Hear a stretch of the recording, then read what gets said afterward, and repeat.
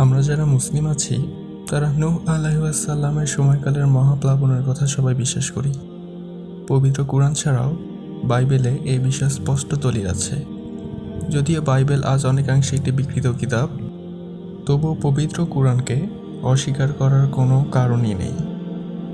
কিন্তু পুরো পৃথিবী একই সময় কিভাবে একটি জলরাশির নিচে ডুবে থাকতে পারে? এটি কি আসলেই সম্ভব? এর কি কোনো প্রমাণ আছে? এই ভিডিওতে আমরা সে বিষয়েই জানব। ইসলামে 5 জন নবীর কথা বিশেষভাবে উল্লেখ আছে। নূহ আলাইহিস সালাম তাদের মধ্যে অন্যতম। নূহ আলাইহিস সালামের জাতি ছিল শিরক এবং কুসংস্কারে একদম জর্জরিত। তারা এক আল্লাহর ইবাদত বাদ দিয়ে মূর্তি পূজায় লিপ্ত থাকত। মূলত তাদের হেদায়েতের জন্যই আল্লাহ নূহ আলাইহিস সালামকে তাদের উপর প্রেরণ করেন। নূহ আলাইহিস সালাম দিন রাত এক করে 950 বছর তার জাতিকে দাওয়াত দেন, যেন তারা মূর্তি পূজা ত্যাগ করে এক আল্লাহর ইবাদত করে। কিন্তু তারা নূহ আলাইহিস সালামের দাওয়াতে কর্ণপাত না করে তাকে লাঞ্ছিত করতে থাকে। এমনকি নূহ আলাইহিস সালামকে পাথর নিক্ষেপ করে হত্যার হুমকিও দেওয়া হয়। পরবর্তীতে নূহ আলাইহিস সালাম যখন জানতে পারলেন তার জাতি তার উপর ঈমান আনবে না, তখন তিনি আল্লাহর কাছে বদদোয়া করলেন যেন আল্লাহ এই জাতিকে ধ্বংস করে দেয়। আল্লাহ সাথে সাথে নূহ আলাইহিস সালামের দোয়া কবুল করলেন এবং একটি মহাপ্লাবনের ঘোষণা দিলেন।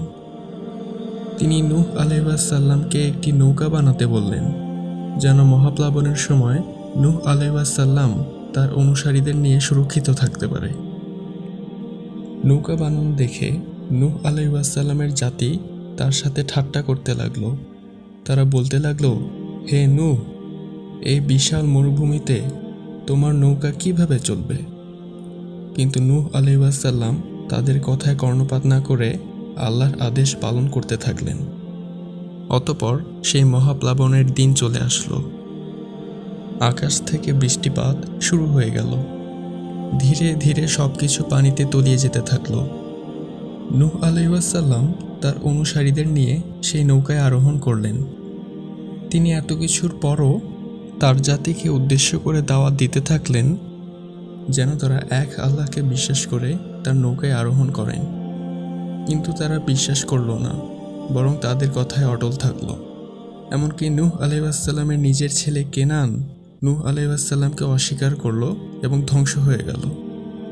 আল্লাহ শিরকে জর্জরিত এক জাতিকে একটি বিশাল মহাপ্লাবনের মাধ্যমে ধ্বংস করে দিলেন। কিন্তু আসলেই কি সেই মহাপ্লাবন ঘটেছিল, নাকি এইগুলো শুধু কাল্পনিক কাহিনী মাত্র? আসুন তা জেনে নেওয়া যাক। এই মুহূর্তে স্ক্রিনে আপনারা যা দেখতে পাচ্ছেন, এটি একটি মাছের জীবাশ্ম। পর্বতারোহীরা হিমালয়ের পাহাড়ের চূড়ায় এটি আবিষ্কার করেন। শুধুমাত্র একটি মাছের জীবাশ্ম না, আরও কয়েকটি মাছের জীবাশ্ম পাহাড়ের চূড়ায় পাওয়া যায়, যেগুলো শত কোটি বছর পুরনো। এখন কথা হলো, মাছ পর্বতের চূড়ায় গেল কি করে? হয়তোবা এমন একটি সময় চলে গেছে যে সময় পুরো পৃথিবী পানির নিচে তলিয়েছিল। আপনারা নিশ্চয়ই ধারণা করতে পেরেছেন আমি কোন সময়ের কথা বলছি। এমনকি বিজ্ঞানীরাও বিশ্বাস করেন যে কোনো এক সময় পৃথিবী পানির নিচে তলিয়েছিল, যার প্রমাণস্বরূপ পাহাড়ের চূড়ায় মাছের জীবাশ্ম পাওয়া যায়। আবার কিছু বিজ্ঞানী এইটাও মনে করেন যে কিছু কিছু পাহাড়ের চূড়াসমূহ সামুদ্রিক চুনাপাথর দিয়ে তৈরি। এই সকল তত্ত্বই প্রমাণ করে যে পৃথিবীতে এক সময় মহাপ্লাবন ঘটেছিল, যার ফলে পুরো পৃথিবী পানির নিচে তলিয়েছিল। অর্থাৎ আল্লাহ সেই মহাপ্লাবনের মাধ্যমেই পৃথিবী থেকে অবিশ্বাসীদের নিশ্চিহ্ন করে দিয়েছিলেন।